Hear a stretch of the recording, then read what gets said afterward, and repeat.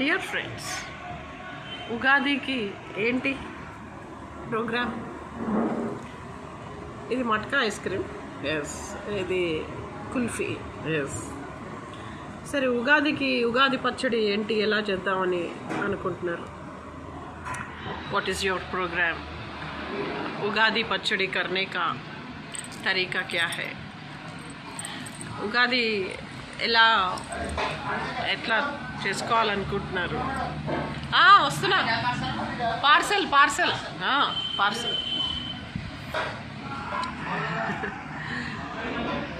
So dear friends, Ugadi రోజు non veg తినకూడదు అని ఏం లేదు. ఈవినింగ్ తినొచ్చు. పొద్దున్నే ఉగాది పచ్చడి చేసి, మా ఫ్రెండ్స్ అందరూ ముస్లిమ్స్, అందుకని వాళ్ళకి దాచిపెట్టేస్తా ఫ్రిడ్జ్లో పెట్టి. ఉగాది పచ్చడి ఈవినింగ్ వాళ్ళకి రోజా కదా, ఎస్.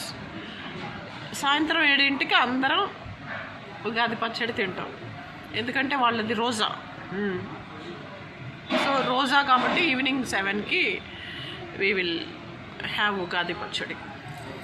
ఆ రోజు ఉగాది పచ్చడి, ఉగాది రోజు షడ్రుచుల సమ్మేళనం అంతా కలిపి బాధ, మెలంకలీ, జాయ్, పెయిన్, సారో, డిస్పేర్, హ్యాపీనెస్ అన్నీ కూడా ఆ యొక్క అల్లాయే సృష్టించాడు అని ఉగాది పచ్చడి ఆ రోజు తింటాం.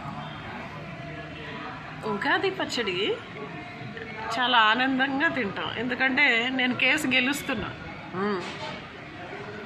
నా ఆస్తి వస్తుంది, ఎస్.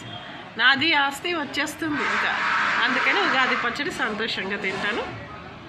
నా ఫ్రెండ్స్ అందరూ ముస్లిమ్సే, అందుకని వాళ్ళు రోజా ఉంటారు కాబట్టి ఈవినింగ్ 7 o'clockకి ఉగాది పచ్చడి తింటాం.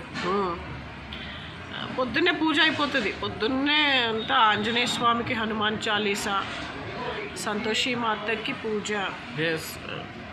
శ్రీరాముడికి కొబ్బరికాయ, అంత దుర్గామాతకి అంత పులిహోర, ఎస్, అంతా ఉంటుంది. ఈవినింగ్ మాత్రం డిన్నర్. నా ముస్లిం ఫ్రెండ్స్తో ఇఫ్తారు విందు, ఎస్.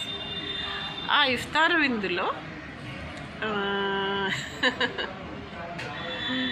కాకరకాయ కూర స్పెషల్, చికెన్ మటన్ అయితే కంపల్సరీ, పప్పు, సాంబారు, ఆవకాయ అన్నీ ఉంటాయి.